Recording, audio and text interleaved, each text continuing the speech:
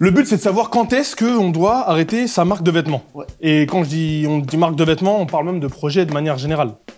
Warning, c'est pas obligé d'être un drame. Tu peux arrêter ton aventure et que tu fasses encore un truc mieux après. Ça peut te propulser vers l'avant, tu vois. Découvrir de nouveaux trucs. Si tu prends l'exemple de Steve Jobs, il arrête Apple pour des raisons contre sa volonté, Ouais. mais derrière, il fait quand même Pixar. Et il refait Apple. Et il refait Apple. Et il refait Et des il refait classiques. des classiques Classiques. après, ouais. Mais alors du coup, tu dois te poser la question quand? Genre quand ta marque, elle vend pas, quand tu galères au bout de 1 an, 2 ans, tu dois te dire, hey, vas-y, on arrête. Quand t'as des galères financières de fou du jour au lendemain, est-ce que tu dois te dire t'arrêtes? Moi, je trouve ça sain de se poser la question régulièrement. Genre, par exemple, pour Camino, je me pose régulièrement la question. Ok. Je me demande, est-ce que, selon mes propres critères, genre, est-ce qu'on apporte toujours quelque chose au milieu? Est-ce que on a encore des bons projets à présenter aux gens? Est-ce qu'on a encore des bons contenus à faire? Et si la réponse est oui, je continue. Si la réponse est non, je me dis qu'il faut peut-être arrêter. Et ce qui est dangereux, c'est de se poser la question uniquement quand ça va pas. C'est quand ça va pas, tous tes voyants sont rouges. Et tu vas te dire, ah, non, mais... 1, ton humeur elle va être mauvaise. 2, financièrement, Ouais. ça peut être compliqué. Émotionnellement, ça peut l'être aussi. Du coup, c'est... T'as que des bons arguments pour arrêter. Exactement. Ouais, ça, ça, si ça, tu te ça, poses ça, la question tout le temps, en temps de crise, tu te rappelleras quelles ont été les bonnes raisons de continuer. Et comme ça, tu sauras s'il faut mettre un terme à l'aventure ou s'il faut travailler un peu plus dur pour passer genre la période où ça secoue un peu, tu vois. Ouais, je corde. Outre le truc de crise, là, je pense aussi qu'il y a se poser la question sur est-ce que t'es prisonnier de ton projet ou est-ce que t'es toujours aussi libre et tu t'amuses toujours autant. À partir du moment où, déjà, tu n'arrives même pas à te poser la question est-ce que je peux arrêter, il y a potentiellement déjà un truc qui cloche, mais avoir la liberté de se dire ouais, est-ce que j'ai envie de continuer et aussi, est-ce que j'ai envie de continuer de la même manière, tu sais, en mode pouvoir même se dire vas-y, demain je fais Camino, mais vas-y, je fais des Autrement, lives au lieu de faire que des posts. Vas-y, Ouais. je me dis vas-y, cette semaine j'ai envie de faire des lives et j'ai envie de m'amuser, j'ai envie de trucs, etc. J'ai un parallèle. Pour moi, c'est la même chose que les relations humaines. Ouais. Très souvent, il y a des gens qui, par exemple, se marient et se retrouvent avec quelqu'un à qui ils correspondent pas, etc. Et tu vois, plus tard, ça crée des situations De fou hyper malade. compliquées. tu Juste vois. parce que t'as pas voulu te poser la question, Ouais, est-ce que c'est bien pour moi, est-ce que c'est bien pour la personne? C'est ça, tu vois. Tu vois, Et c'est pareil pour les potes. Pour moi, c'est mieux de se poser régulièrement la question, de mettre à plat les choses, de discuter potentiellement et de prendre des décisions s'il y a besoin. C'est réel. Je suis contre le divorce, les frères. Je suis pour les Bah non, le mariage qui mais dure le plus longtemps oui, possible. le plus longtemps Je pense possible. qu'il faut quand même se Mais si marier c'est avec la mieux bonne pour les deux personne, personnes de divorcer, est-ce que c'est pas mieux? Parfois, c'est le cas, tu vois. C'est Parfois, c'est le cas. exactement ça. Je trouve Encore que l'exemple plus est bon. quand tes potes, tu fais la marque avec eux, par exemple. Parce que ça me concerne, tu vois, de poser la question sur est-ce que là, ça me plaît, est-ce que ça se passe comme j'ai envie, est-ce que... Je pense que c'est encore plus important de se poser la question. Et moi, je me suis posé la question plein de fois quand j'avais CDR, ma marque de vêtements, et qu'en même temps, je faisais Camino. Parce que quand je commence Camino, je fais ma marque, je m'amuse sur les deux. Mais la vérité, c'est que plus j'avance chez Camino, plus je m'amuse, plus je me rends compte que même ce qu'on fait, c'est ultra important et ça m'amuse beaucoup plus. Et après, il y a d'autres raisons, tu vois. Mais dans les faits, la première raison qui a fait que ma marque s'est un peu arrêtée personnellement, c'est aussi que je prenais beaucoup plus de plaisir et beaucoup plus de valeur et de richesse et d'apprentissage à faire Camino qu'à faire ma marque. Donc c'était pas un enterrement tarlé ouf. Je me suis juste dit frère, en vrai, je m'amuse, là, vas-y, let's go, j'avance, tu vois. Tu vois, là, il y a une fois positive. Et ce qui est trop bien, c'est que l'invité qui arrive, c'est Ruben de Mokovel, Ouais. qui a fait exactement la même chose. Il a arrêté Il a fait son même aventure. beaucoup mieux, frère. Il a arrêté son aventure, il a créé un documentaire, il a sorti une collection pour finir en finir. beauté. Ouais, c'est Et dingue, le ça. nom de cette collection s'appelle C'était une bonne histoire. Une belle histoire, C'était ouais. une belle histoire. C'est Ouais. encore Et mieux. ça, c'est vrai que c'était une belle histoire. Le fait de s'arrêter et d'être la première marque du monde, entre guillemets, ça vaut quoi? D'être la première marque du monde sur la ride, en mode sur les trottinettes, et genre d'être connu de Rennes à Paris, à Los Angeles, jusqu'à Barcelone, qui était la capitale des trottinettes, moi je savais même pas, tu vois, et qui se sont fait distribuer dans le monde entier. Là, faudra qu'on lui pose la question, tu vois, qu'est-ce que ça fait? Mais j'ai l'impression que là, ils arrêtent au moment où ils sont au pic, en mode ils ont jamais vendu autant. Ils sont le plus pertinents qu'ils n'ont jamais été. Ouais. Ils ont le plus de reach qu'ils n'aient jamais été. Ils vendent le plus de vêtements qu'ils n'ont jamais fait jusqu'à Ouais. présent. Il a quand même J'ai décidé quand même d'arrêter l'impression qu'ils font même les meilleurs vêtements Ouais. et les meilleures campagnes. de ce qu'ils ont fait ever. Ouais, Ouais, de c'est ce vrai. qu'ils ont fait. Et ils décident quand même d'arrêter. J'avoue, faut vraiment qu'on questionne sur pourquoi et aussi qu'on parle du documentaire, parce qu'on a été voir le documentaire. Ça nous a vraiment, vraiment touché. C'est une marque que j'ai fondée il y a 9 ans maintenant, en 2016, parce que j'étais passionné de rail, de sport de trotte, enfin de trotte, et j'avais envie de mêler la trotte et la SAP. Et à ce moment-là, en fait, la culture n'était pas assez développée pour... la culture n'avait pas d'acteurs pour proposer quelque chose, et nous, Je me suis dit, vas-y, nous, il y a personne qui te représente, donc voilà, Mokovel est né de ça, quoi. Quand on a vu le documentaire, déjà l'expérience d'être tous ensemble dans le cinéma et de voir le documentaire, c'était incroyable. Vous avez kiffé, vous? Ouais, frère, moi je suis pas sorti en ayant quelqu'un qui ait dit c'était pas d'art. Le truc de centrer autour de l'humain là, bah nous c'est aussi pour ça que ça nous touche. Et même en vrai de vrai, moi j'ai eu des larmes, tu vois, parce que il y a quand même ce truc il y a des moments tristes de fou et on vous voit aussi grandir, tu vois, à travers le documentaire. Nous on vous a vu, mais sur une partie de l'histoire, tu vois. Mais la vérité c'est que toute la partie avant, les trucs que vous vivez, les difficultés, etc., on vous a pas vu. Et les trucs perso, les trucs de vie, de Coco, de toi et tout ça, tu vois, on le découvre à travers le docu et je trouve que c'est un peu magique. Et c'est aussi très triste parce que à la fin, on voit que vous arrêtez l'aventure alors que ça commence à marcher. Nous, ça nous a rendu triste de fou malade. Et c'est le premier truc qu'on a dit en sortant du documentaire, tu vois, on parlait avec les gens. Nous, on a dit, on a surkiffé tout ça. Et tout le monde était en mode, ouais, trop bien, ouais, c'était d'art et tout ça. Ruben, c'est un génie, ouais, ils sont trop forts, frère. tout ça. Mais après, nous, on a dit, mais mon ref, nous, ça nous rend triste. Ils disent, mais pourquoi ça te rend triste? Mon ref. Parce qu'il y a des refs, là, ils étaient ensemble et ils auraient pu faire l'aventure ensemble longtemps encore ou pas, s'ils ont décidé d'arrêter, comme vous avez décidé, tu vois. Et nous, avec Camino, frère, moi, le matin, je lève avec Sean, je vois les refs, on traîne ensemble, et se dire que potentiellement, un jour, si ça se trouve, ça va pas continuer, c'est dur, tu vois. De se projeter comme ça. C'est grave intéressant parce que je pense aussi, chacun projette son truc sur notre aventure, avec ses désirs, ses peurs et tout. Mais comme je dis à tout le monde, c'était vraiment un choix du cœur et voilà, hein. C'est la bonne décision. Ouais, moi, je te jure. Moi, je te jure, je t'ai trouvé, je trouvais que le docu était trop bien réalisé, qu'il y avait vraiment il y avait vraiment des hauts, des bas, des anecdotes, genre personne ne peut s'imaginer, genre, sur votre aventure. Et des moments périlleux, genre, financièrement, avec les douanes, avec, les événements, etc. Je trouvais que c'était fou. Et d'ailleurs, quand je suis rentré, j'en ai parlé avec Sakou. Je lui ai dit, hey, gros, je pense vraiment faut que tu regardes le documentaire parce je sais que lui, il kiffe les formats vidéo qui sont vraiment bien montés, bien écrits, tout ça. J'ai trouvé que c'était trop bien écrit. Et je me suis vraiment dit que t'étais 10 fois plus courageux que moi, même, hein, personnellement. Non, c'est le plus gros x10, vous. Non, vraiment. Pour moi, non, je te jure que moi, ce que t'as fait là, je l'aurais jamais fait. Il y a le fait de faire une bête d'aventure, entre potes, tu sais, vous vivez tous les moments collectivement, tout ça. Je sais que toi, tu t'es réaligné avec toi et capté que t'avais les moments, que t'avais besoin, genre des moments aussi où genre t'es en train de vivre même des aventures peut-être solo, que t'as besoin de voyager, d'aller vivre en rencontrant des nouvelles personnes, etc., etc. Mais il y a quand même cette partie de grand saut dans le vide. Genre là, tu vois le moment où tu te dis, je coupe Mokovel.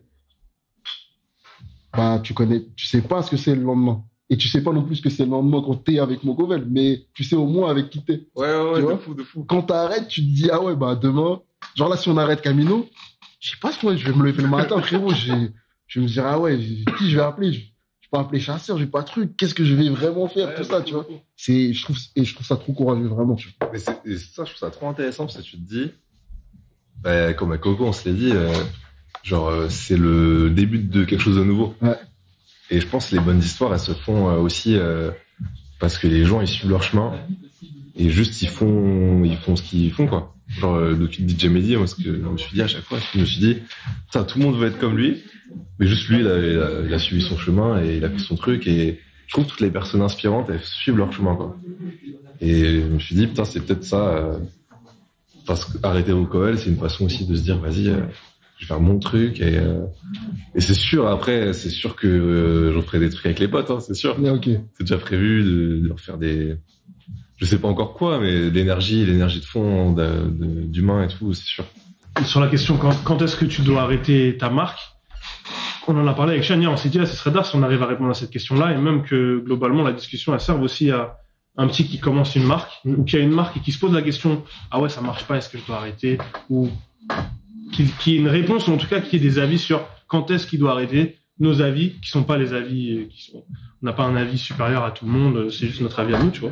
Mais l'un des premiers trucs que moi je me suis dit, c'est quand même, comme toutes les aventures, quand tu décides de faire la marque, là, et que ça devient sérieux, en mode ça commence à marcher de ça, bah, ça crée des responsabilités en mode, bah, là, t'as envie de vivre de ça, donc t'es obligé d'avoir une entreprise, t'es obligé de faire tes déclarations, tu vois, on a parlé de l'impôt sur les sociétés, c'est pas des trucs stylés, tu vois, c'est des trucs qui cassent les couilles, et c'est des responsabilités que tu acceptes d'avoir, pour vivre l'aventure avec tes potes, c'est-à-dire tu dois avoir la comptabilité, tu dois réussir à vendre, tu dois réussir à communiquer. Ça en fait, ça devient des obligations que tu portes et que tu acceptes, tu vois. Et j'ai l'impression qu'au moment où tu deviens prisonnier de ce truc-là, en mode que tu subis plus que tu ne t'amuses ou plus que tu kiffes, et ben j'ai peut-être l'impression que c'est peut-être là où tu dois te demander si tu dois arrêter. Déjà de base, je pense qu'il faut toujours se garder le truc de être prisonnier, c'est aussi ne pas se poser la question en mode non, j'ai pas le choix que de ne jamais arrêter. Je dois faire ça toute ma vie. Mais non, frérot, t'as le droit d'être libre de choisir ce que tu veux faire dans la vie, que ce soit faire des vêtements, ou que ce soit genre faire de la trottinette, ou que ce soit demain ne plus faire de trottinette. Il faut pas genre se rendre prisonnier de ce truc-là. Et j'ai l'impression que c'est ce que t'as fait aussi, tu vois. Ouais, c'est clair. Mais ouais, bah, je pense de ce que tu dis, et moi ce que je ressens, je pense que le plus important, c'est genre être aligné. C'est-à-dire pourquoi je fais ça. Souvent, les gens qui lancent une marque, c'est envie de liberté, envie de vivre des aventures, envie de faire des trucs. Et c'est le pourquoi, c'est l'ancrage. Et faut se re-questionner des années plus tard si le pourquoi est toujours le même. Et je pense qu'il change. Faut pas avoir peur de se dire, vas-y, je prends mon courage et je vais changer, quoi. Mais ouais, moi, il y a plein de raisons pour lesquelles plein de raisons rationnelles pour lesquelles je me disais c'était le moment d'arrêter. Peut-être parce que je m'éloignais aussi un peu plus de la trotte et je m'étais toujours dit quand j'étais petit, vas-y, je trouve ça chelou les gens qui sont au cœur d'une passion et qui dans le futur, entre guillemets, capitalisent. Un grand mot parce qu'il n'y a pas vraiment d'argent dans les sports de rail, hormis le skate, mais je t'ai dit, moi, je respecte, mais je me sentirais pas trop aligné là-dessus. Et puis ouais, je pense qu'on avait fait le tour un petit peu de ce que je voulais faire. Je pense qu'il y avait beaucoup de choses qu'on pouvait faire encore, mais il y a plein de raisons, mais c'est vraiment un choix du cœur à un moment de se dire vas-y, je le ressens et let's go, quoi. Tous les trucs dont tu as parlé dans le documentaire, il y a des aspects sur lesquels nous on aurait aimé avoir plus d'informations, même plus d'informations au moment où ça se passait. Genre les moments où genre vous avez des vrais problèmes financiers, tu vois. Avec le prestataire. Bah, même avant ça, je crois, il y a la première fois où genre ton pote d'enfance. Ah oui. C'est une histoire de fou. Ah ouais. Tu vois, il y a l'anecdote de genre Gus en gros il péta dans la caisse pour vivre sa vie de rider en vrai, tu vois. Et j'ai trouvé ça trop bien la manière dont genre tu le recroises et tu le regardes et tu te dis mais vas-y, c'est mon frère en vrai. Genre qu'il prenne dans la caisse ou pas, à la fois c'est mon frère et on va un peu mettre cette histoire derrière nous.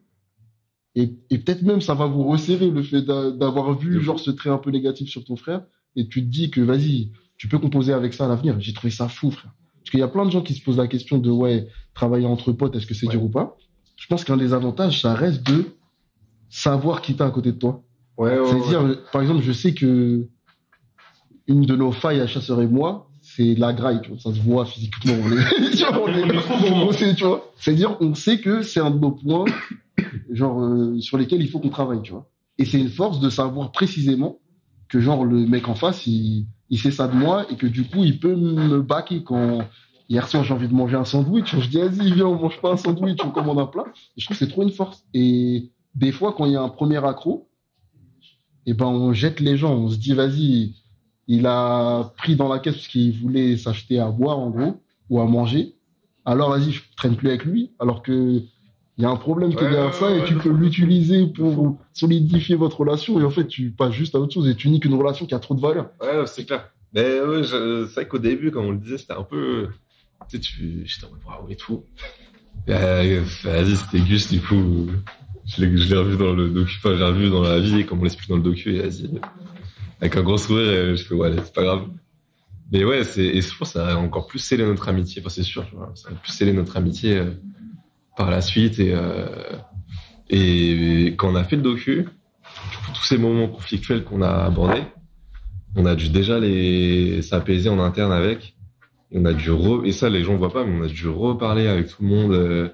Par exemple, là, Gus, on a pris le temps de se poser, on a échangé. Je sais qu'au début, il était pas trop chaud qu'on parle de l'anecdote. Ah, Et on lui a ouais. dit, le point de vue, c'est quoi? Le but, c'est pas de dénigrer, c'est pas qu'on se dénigre, c'est plus qu'on mette un point de départ et un point d'arrivée qui est la fin. Et qu'entre tout ça, on voit une évolution de chacun et que chacun, en fait, soit pas présenté comme parfait parce qu'on l'est pas, quoi.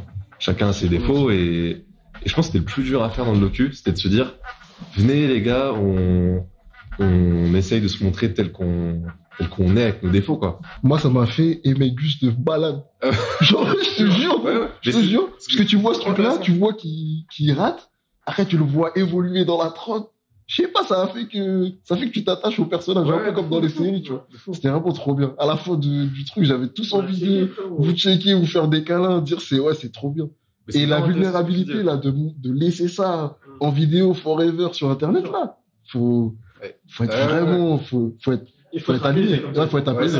C'est avec ça en mode le truc de ne pas être parfait. Je sais que toi, t'es quand même à l'aise avec le fait de montrer aux gens le truc de vulnérabilité. Et je pense que même toi personnellement, et si toi tu l'étais pas, je pense que ça aurait été quasi impossible que tu fasses ce documentaire et que vous arriviez à tirer dans ce sens-là, tu vois. Aussi de réussir à convaincre les gens, parce que je pense que c'est ce que t'as fait, tu vois, d'expliquer aux gens et de convaincre les gens venez, on montre ce truc-là qui est parfois dur mais qui, dans 10 ans, là, quand vous regardez le documentaire, vous vous rappellerez, et les gens, ils verront aussi à quel point ils ont évolué entre le documentaire et leur vie d'après, tu vois. Ça a trop de valeur. Ouais, c'est vraiment ça. Et même, je sais pas si vous vous rappelez à la fin, là, il y a une dernière interview de Coco, et où il parle de son père et tout. Ouais. Et en fait, c'est fou ce qui s'est passé, parce que c'était à 5 jours de la fin du docu. On avait encore la caméra raide où on filmait pour les contenus annexes pour la com, quoi.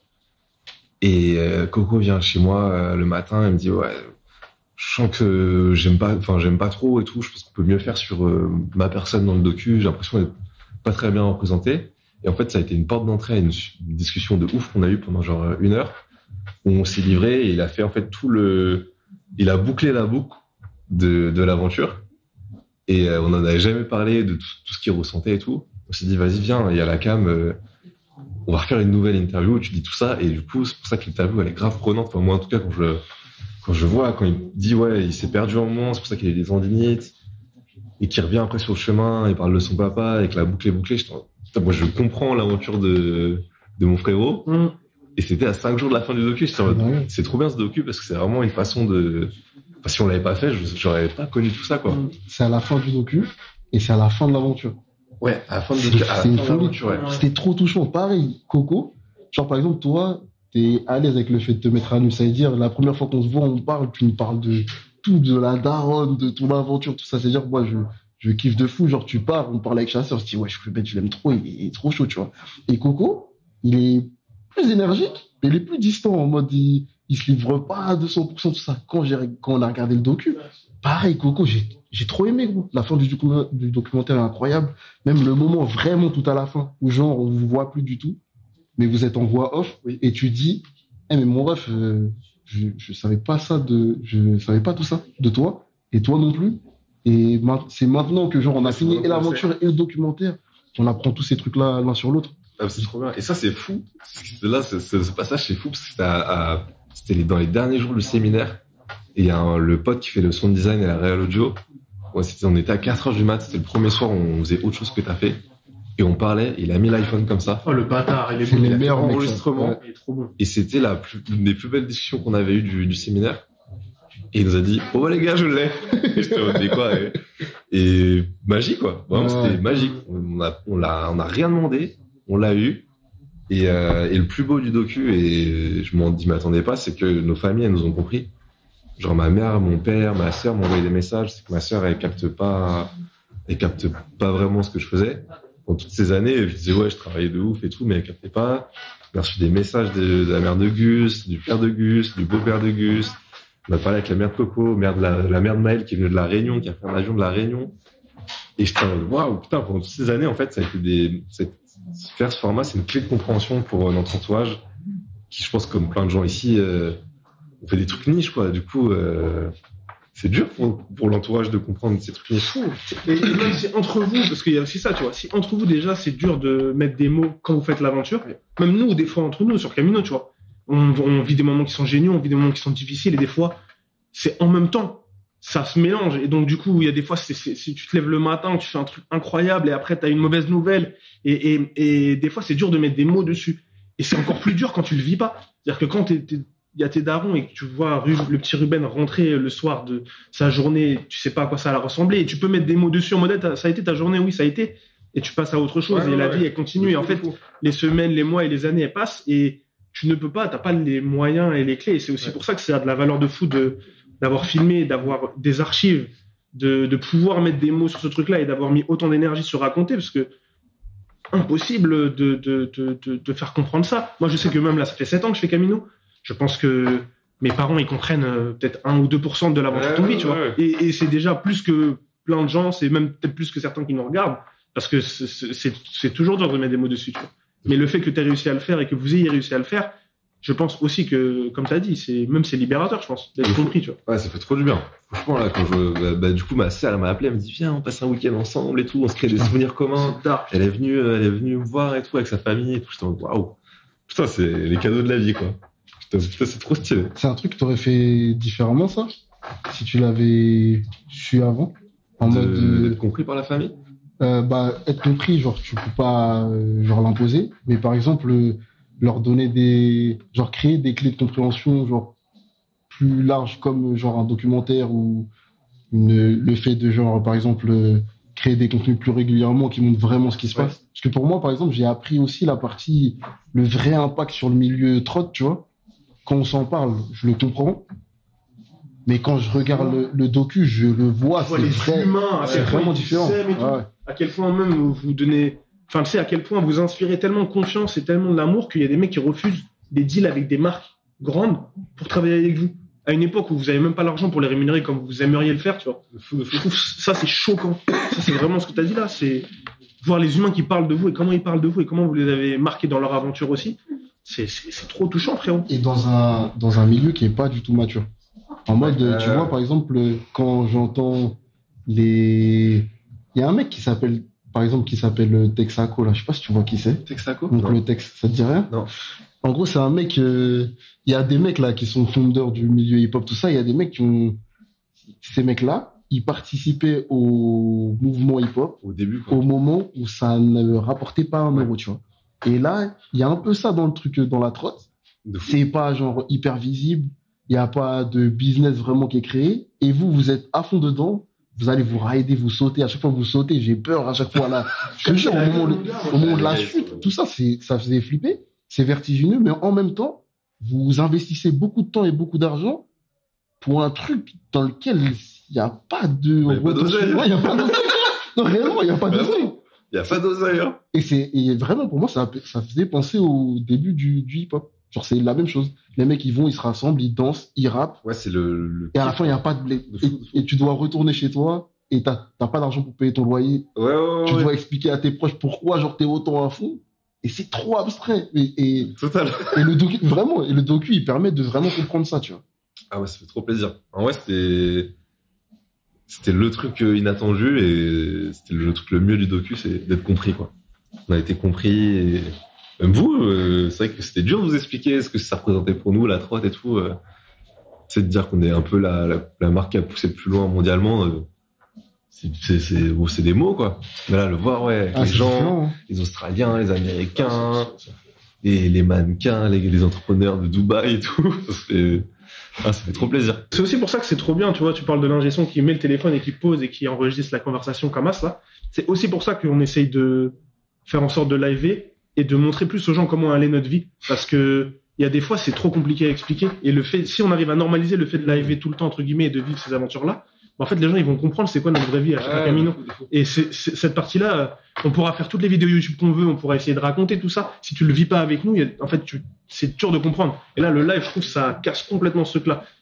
Quand les gens, ils arrivent au bureau, ils arrivent à oublier la caméra, oublier tout ça, et qu'on arrive à avoir les mêmes conversations qu'on a habituellement, je pense que ça a trop de valeur, tu vois. Et que aussi, ça va enrichir les gens dehors, parce que, comme la discussion sur quand est-ce que tu dois arrêter ta marque, j'ai l'impression que c'est pas des discussions, à part ici, je sais pas s'il y a des discussions comme ça, tu vois. Aussi, j'ai l'impression que l'endroit que que Sean et ses refs ils ont créé, ça permet d'avoir des discussions que t'as pas ailleurs. Ça permet d'être à l'aise, ça permet et ça, je trouve, si on arrive à avoir cette magie-là, comme Linger, il a réussi à capter la magie du moment où vous avez parlé avec le cœur, si on arrive à faire ce truc-là, je trouve, ça peut être incroyable, tu vois. Au final, on n'a pas vraiment de réponse à cette question. Parce qu'on a un axe, là, sur le quand arrêter sa marque. Il y a le premier axe qui est au moment où tu sens que t'es plus aligné. Mais est-ce qu'il n'y a pas d'autres moments où on doit se dire, on doit arrêter sur le projet, tu vois? Tu veux dire moi ou de manière générale? De manière générale, tu vois, par exemple, là, toi, t'es le bon exemple parce que tu viens de le faire et tu l'as fait d'une très belle manière, en mode, en vrai, tu l'as fait comme si ça s'arrêtait pas. Tu vois, jusqu'à, moi, je regardais les contenus, je me disais, mais attendez, les frères, c'est un stress, tu vois. Tu fais des vidéos qui sont hyper jolies, tu fais un teaser, vous êtes assis, il y a le truc avec les flammes, il y a les photos avec les cartons, les trucs, je me disais, En plus, il y a plein de gens qui aiment bien dire, les gars, c'est fini. Après, le lendemain, non! Nouvelle vidéo sur la chaîne YouTube, ou alors, on relance notre compte Twitter, ou un truc du genre. Et là, non, en fait, c'est réel, vous l'arrêtez vraiment, tu vois. Mais du coup, est-ce que vous voyez d'autres moments, genre, où faut se dire qu'il faut cancel? Hormis être aligné, J'ai l'impression que tu peux être prisonnier de ton projet et aligné, hein. Genre, je pense que tu peux être aligné avec toi-même et ne plus kiffer aussi, tu vois. Ouais, de fou. Enfin, en mode, le projet, ma marque, c'est toujours la même marque. Je fais toujours les trucs de base que je faisais et ça colle toujours à mon identité, mais j'ai plus envie de le faire. J'ai envie de passer à autre chose. Comme j'aime bien mon job, mais j'ai envie de changer. Je pense que ça doit exister des gens qui disent ça, tu vois. En mode, le job, ça va, j'aime bien. J'ai juste envie d'aller à un autre endroit, j'ai juste envie d'aller dans le sud, d'aller à la plage, j'ai envie de vivre d'autres choses, j'ai envie de pas prendre l'erreur A, je pense que ça peut exister, tu vois. C'est pas mon cas personnellement, mais je peux entendre des gens qui pourraient penser ce truc-là, tu vois. Donc, j'ai l'impression que ce truc de subir la situation et de pas se laisser subir la situation, en mode ma marque, ma marque, elle ne marche pas, j'essaie de faire en sorte. Et vas-y, je mets le maximum et ça marche pas. Peut-être qu'il faut se dire à l'évidence, à un moment donné, il faut se dire peut-être, vas-y, peut-être c'est pas ça que je dois faire, tu vois. Peut-être, en tout cas, se laisser la possibilité. Moi, juste le fait d'ouvrir la discussion et de se poser la question, je pense que c'est ça. Je pense que ça sent, tu vois. Et je pense qu'il y a un truc aussi, c'est que, tu sais, quand tu fais quelque chose pendant longtemps, genre tu te construis une identité sur ça, et arrêter le projet, c'est aussi une façon d'arrêter de vivre au travers de cette identité, quoi. C'est-à-dire, je sais pas, moi, j'allais quelque part, je me disais, je me présente de telle manière au monde, je fais ci, je fais ça, nanana. Et c'est vrai que quand je me suis dit, je vais arrêter, inconsciemment, même consciemment, je me suis dit, putain, je vais plus me présenter de la même manière au monde, quoi. Et je pense que c'est un travail aussi de se dire, je sais pas, demain t'arrêtes, t'es Yanis, tu reviens à Yanis normal, genre. Ouais, de fou. Et genre, t'as plus les mêmes plugs, t'as plus les mêmes trucs, t'as plus la même identité. C'est un travail de se continuer une identité différente, quoi. Et me recommencer, hein. Quand toi, t'as vécu ça, t'as vraiment l'identité chasseur de raies, là, où t'as vraiment vécu cet arc-là en mode, je suis ce jeune de fou en vidéo, délirant sur Twitter et en vidéo qui dit des dingueries, et le lendemain, tu t'es retrouvé je suis chasseur de Camino, expert business, création de vêtements, bienveillant, gentil, tout ça. De fou, tu vois. Sur Twitter, c'est marrant, des fois, il y a même des gens qui ressortent en mode, il y a ma tête qui passe sur le Twitter de Camino, il y a des mecs qui vont citer en mode, ah ouais, mais ouais, je connais, chasseur, tout ça, Et ouais, c'est vrai que, ce qui était pratique, c'est que quand il y a eu, je pense que la transition, elle était quand même cool, parce que quand je faisais Twitter, je faisais déjà les vêtements sur Twitter, donc je partageais les vêtements que je faisais avec ma marque, tu vois, et c'est via cette marque-là que j'ai rencontré Henri Camino, tu vois, et du coup, je pense que les gens, ils ont capté que petit à petit, je m'intéressais à d'autres trucs. Après, il y a eu le fait qu'on Twitter, il saute. Donc ça, pour le coup, ils m'ont vu disparaître complètement. Et ils m'ont vu apparaître avec Camino. Et il y a quand même un truc où...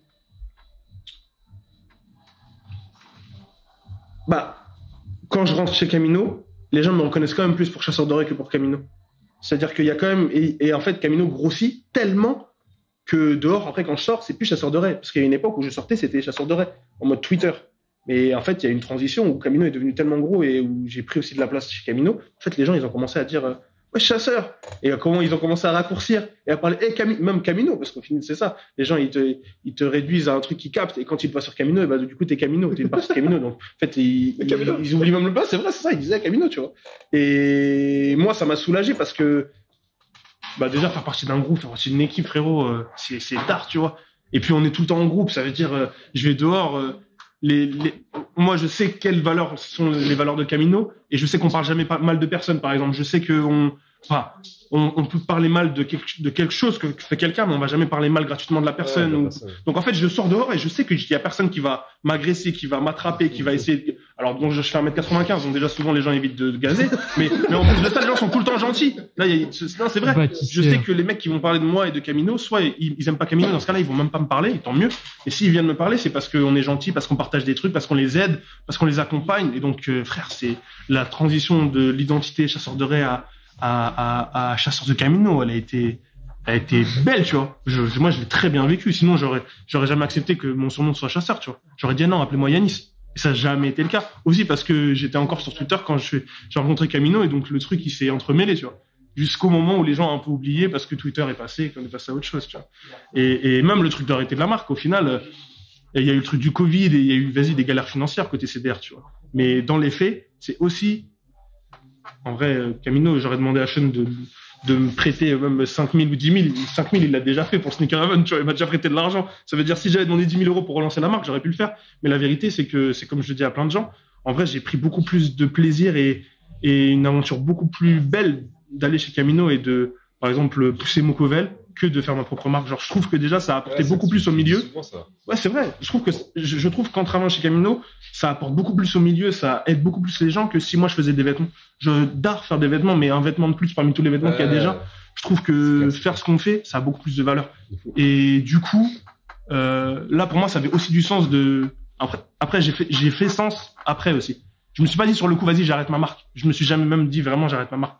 Mais c'est dans les faits de ne pas mettre d'énergie à faire la marque et à mettre plus d'énergie à faire Camino que j'ai arrêté. Ouais, et dans ce sens-là, j'ai trouvé beaucoup plus de liberté à le faire et ne pas être prisonnier de, ah ouais, je suis un créateur de marque de vêtements, tu vois. Il y a des retours dans le chat qui sont dedans, hein. Il y a Melvin qui dit, ouais, quand il n'y a plus l'ambition qui suit, ou quand il n'y a plus l'énergie aussi, il faut arrêter. Il y a Inglos qui dit, ouais, j'ai lancé ma marque en 2020 sans réel succès.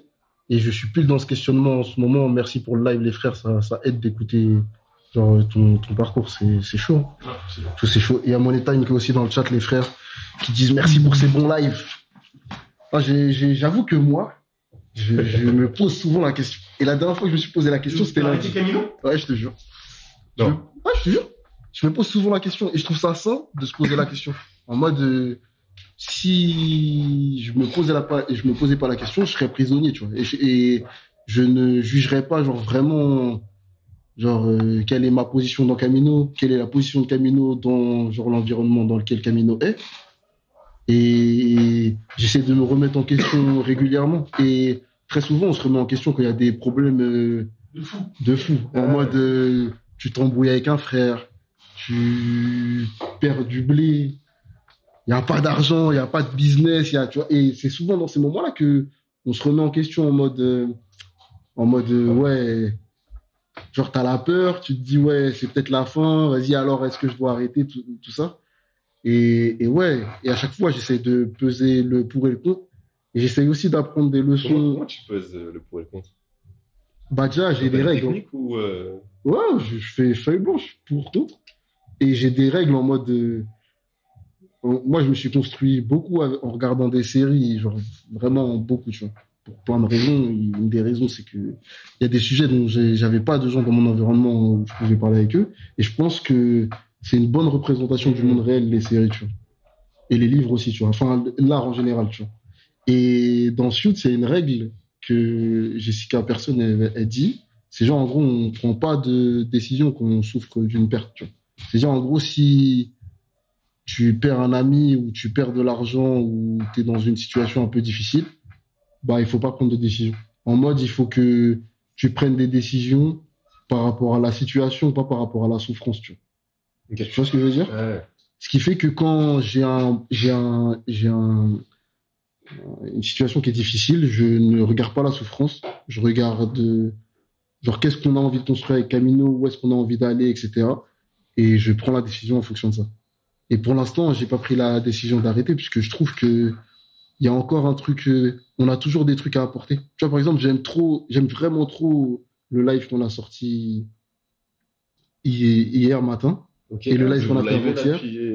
Mercredi, ouais. Ouais. Ok, Enfin, ok. dans un nouveau contexte avec la chaîne replay depuis Ok. mercredi, ouais. Tous les jours. Lundi, mercredi, vendredi. Ouais. Ok, d'accord. Et j'aime trop ce truc-là parce que je sais qu'on a pris le temps de parler de quelque chose et ça a de la valeur.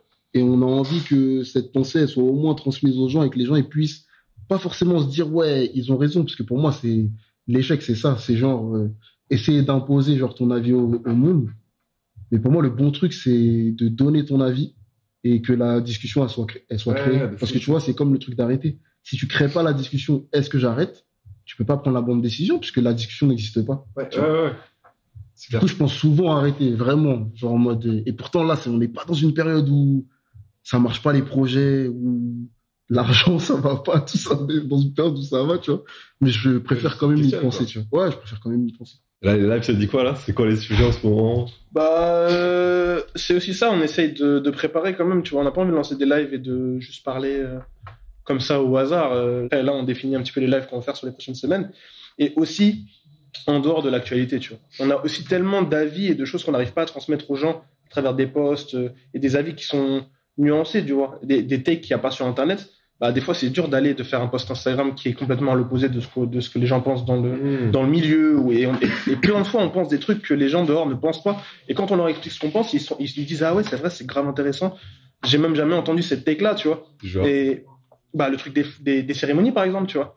En mode, le truc des cérémonies, en mode, tout le monde, tu vas dehors et les gens, ils disent, ah ouais, c'est trop bien, les flammes, etc., tu vois. Et t'as le droit d'avoir cet avis-là. Mais en fait, nous, on trouve que les cérémonies, ça n'apporte rien. C'est pas la partie des trophées qui est d'art, c'est la partie de célébrer la culture en faisant chanter les gens, les rassemblant, comme un festival en fait. Et c'est pour ça aussi que les gens aiment autant les festivals et que là il y en a tellement qui se créent et qu'il y a tellement, parce qu'en fait c'est un bête de moment, tu vis des bêtes de souvenirs. Mais le trophée, frérot. Et il y a un autre sujet dont personne ne parle, c'est les artistes. Je trouve ça fou qu'on se pose pas la question de ce qu'ils ressentent vraiment. Tu vois, par exemple, quand un mec fait de l'art, bah, toi, t'es bien placé pour le savoir. En gros, tu dois te montrer vulnérable. Tu vois, genre, par exemple, dans le R&B, ou dans les trucs un peu liés à l'amour, là, genre, tu vas montrer vraiment tes blessures, tu vas parler avec le cœur, tout ça. On va demander à l'artiste de se mettre à nu, tout ça. Au final, on classe plus ou moins haut sa souffrance par rapport au mec qui est à côté. Ouais, d'accord. Trop spécial. Ouais, de fou, de fou. Et on essaie de mettre de la compétition là-dedans. Genre, ça veut dire qu'à la fin, on dit, ah ouais, là, on trouve que quand ta meuf est achetée, ça t'a pas fait assez souffrir, ça veut dire que je te mets deuxième. Mais l'autre, et l'autre, je le mets premier. Et après, on arrive à expliquer sur les réseaux que c'est ça, la compétition entre les artistes. Et je peux capter, genre, dans un truc du battle rap ou un truc comme ça. Vas-y, tu vois. Mais dans le reste, c'est spé. C'est spé. Et les artistes, après, ça leur rend une mauvaise logique dans leur tête, en mode, ah ouais, bah, il faut que je fasse des calculs pour être premier. Et ça veut dire que ce qui doit prendre la priorité, c'est plus dire la vérité, c'est plus se montrer vulnérable, c'est plus chanter avec ta sensibilité, c'est chanter avec ta sensibilité, mais pour être premier. Ce qui donne après toutes les fois où les gens rappent sur les mêmes instrus, ou des sons qui se ressemblent, tout ça, ou genre des reprises d'anciens titres. Et du coup, ça nique juste la créativité. Je trouve que c'est... Et on a fait un long live et on a parlé de plein de sujets. On n'a même pas parlé de ce truc-là. Genre, c'est... ça apporte même pas. Genre, même les artistes, ils t'aiment là, ça nique juste là. Ouais, de fou. Bah, c'est grave intéressant ce que tu dis, parce que moi, je me suis rendu compte en faisant un peu de DA et en voyant les potes artistes autour. Genre, t'es artiste, t'as un rêve, tu rêves de vivre de ça. Et du coup, le chemin entre le point d'entrée et le point d'arrivée, il demande du travail. C'est-à-dire qu'il faut transformer ton expression artistique en produit. Et genre, tu t'auto-marketing, tu vois, tu deviens ton propre produit. Et donc, tu as des logiques de financier, de suivre comme on sait, tu vois, de calendrier et tout. Et dans ce que tu dis, je trouve que ça crée aussi chez les personnes, et moi, y compris à l'ancienne, des trucs où ça crée des décalages bah, tu désires trop un truc, du coup, quand tu l'as pas, t'es dans la frustration. Alors que ton pourquoi de base, c'était juste, j'ai envie de m'exprimer, quoi. Et tant que t'as pas atteint ce stade, bah, t'es ton propre produit, donc faut te vendre, faut faire tes trucs. Et après, nous, c'était un peu différent parce qu'on était une marque, et c'était plus la marque, le produit, mais je pense que c'est d'autant plus dur quand t'es un artiste et tu vends ta vulnérabilité, ta sincérité, quoi. Mais est-ce que c'est différent? Parce que tu dis, ouais, c'est différent parce que c'était la marque, le produit. Mais en vrai, la marque, c'était quand même 300% vous. Ouais, tu vois. Quand on voit tout ce que vous avez fait pour que ça avance et tout, c'était, c'est-à-dire, toi, c'est un truc que t'as pu ressentir. Ouais, bah, des fois, faut se vendre, faire des choix qui sont pas forcément. Bah, tu vois, par exemple, les shops, quand on en parle. On s'est dit, putain, c'est trop stylé. On voyait ça avec des étoiles dans les yeux et tout. Est-ce que tu peux expliquer aux gens, parce qu'il y a des gens qui n'ont pas capté la réflexion complète. Ça. Là, t'as des mots Covel. Bah, en 2020, on a l'opportunité d'être vendu dans une centaine de shops dans le monde. Ok. Et donc, on se dit, putain, génial et tout. Je trouve ça trop stylé. Et on l'a fait. Donc, États-Unis, Australie, Europe. Comment on l'a fait? C'était via des gens de la trotte qui nous ont aidés à intégrer des réseaux de distribution. Okay. Donc, en fait, on vendait pas à 100 shops en direct, on vendait à des distributeurs qui vendaient, eux, à leur réseau de shops. Donc, il y avait un distributeur US, un distributeur Australie et un distributeur Europe. Ensuite, il y avait un distributeur Russie, mais c'était différent. Question très bête. Quand tu fais ça, ton produit, par exemple, sur ton site, il est vendu 100 €. Ouais. Quand tu le vends au distributeur, tu le vends combien? Bah, alors là, c'est super intéressant parce que on le vend hors taxe. Il faut que le shop fasse 2,5 et le distributeur fasse entre 1,5 et 2. What the fuck? Ça va? C'est comment? Ok. De marge? De marge, ouais. What the fuck? Et donc, on s'est retrouvé, bah, vu qu'on avait construit les prix sur du B2C de base, nous. C'est-à-dire, en gros, vendre directement au client sur ton site. Voilà, exactement. Les prix, ils sont définis par ça. Voilà. On vendait des t-shirts 35 €. Et bah, du coup, on se disait, OK, on fait divisé par 2, divisé par 1,5. Et là, on avait le prix auquel on vendait. Et c'était une dinguerie parce que, genre, les t-shirts, on faisait 50 centimes de bénéfice. Et donc, c'est là où je dis, on est devenu, ouais, on vendait, ouais, des t-shirts, mais c'est ça, les gros distributeurs. Ils vendent on se dit, ils font énormément de bif et tout, et c'est vrai, mais c'est le volume qui fait la diff. Mais attends, ça veut dire qu'à ce moment-là, le distributeur gagne plus d'argent que toi sur chaque vêtement. Bah ouais. Et le shop à la fin gagne plus d'argent que toi sur chaque vêtement. À la fin, ouais. Mais je pense qu'il y a, tu sais, chacun prend des risques, quoi, dans la cascade de personnes qui est derrière, d'entreprises. Et du coup, on est passé de, ouah, c'est trop stylé, à, du coup, gérer les prods aux usines. Du coup, on faisait 5 fois plus, à comprendre c'était quoi les incoterms bateaux, parce que, tu sais, il faut envoyer en bateau en Australie, aux États-Unis, en Europe et tout. Et les incoterms, c'est le truc des taxes, comment tu es dédouané, la douane et tout ça. Donc là, on se retrouve à 20 ans à se dire, OK, dans les incoterms, en fait, je crois qu'il y a 10 niveaux d'incoterms et c'est 10 niveaux de prise de risque, quoi. Et c'est plus on paye cher, moins on prend de risques. Moins on paye cher, plus on prend de risques. Et du coup, par exemple, il y avait une question à la con, genre si le paquebot il tombe, comme on voit des fois dans les vidéos là, les trucs qui tombent dans l'eau, c'est qui est responsable? Bah du coup, on se dit bon bah on va payer plus comme ça si on perd les marchandises. Et voilà ça. Et du coup, bref, ça prenait énormément de temps. Fallait tout gérer. En plus, ces distributeurs, fallait prendre les acomptes. Et du coup, fallait intégrer ça dans le fonds de roulement. Et autre truc, c'est les TVA par pays. Genre, et les États-Unis, ils ont une TVA par État. Par État, ouais. Voilà. Ils payent pas la même TVA, c'est vrai. Et du coup, on se retrouvait à avoir des prix de produits différents aux États-Unis, quoi. Entre LA et New York, c'était différent. Et donc, bref. Ça a l'air cauchemardesque. Et le premier commentaire, c'est pas Potter qui demande est-ce que tu le referais, le truc des distributeurs.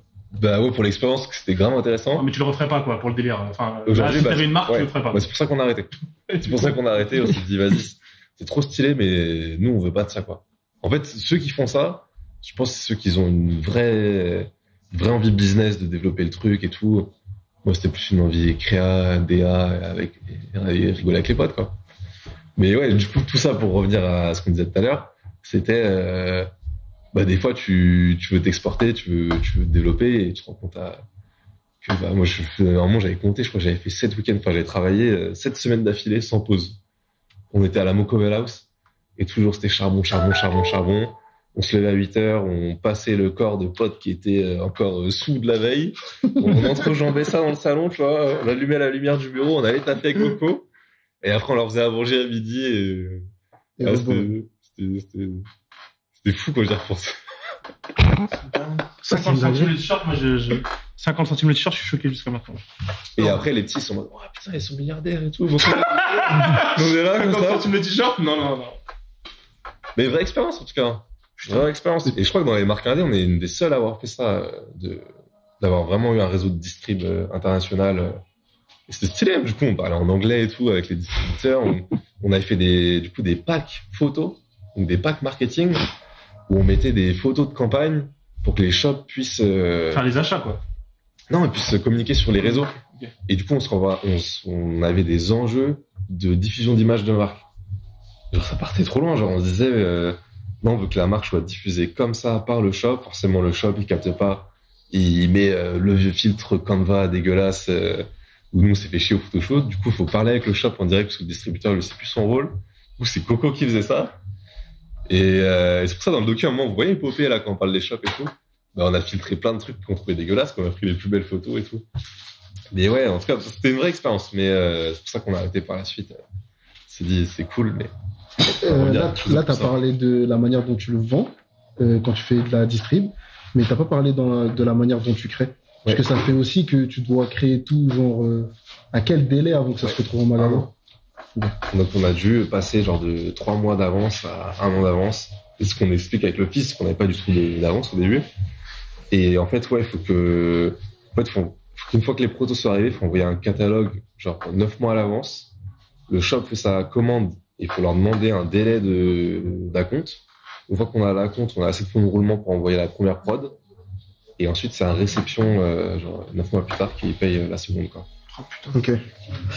Des fois, quand tu utilisais ce process, du coup, à peu près 1 an à l'avance, est-ce que il y avait une notion ou une sensation de décalage par rapport à ce qui se passait vraiment dans le milieu?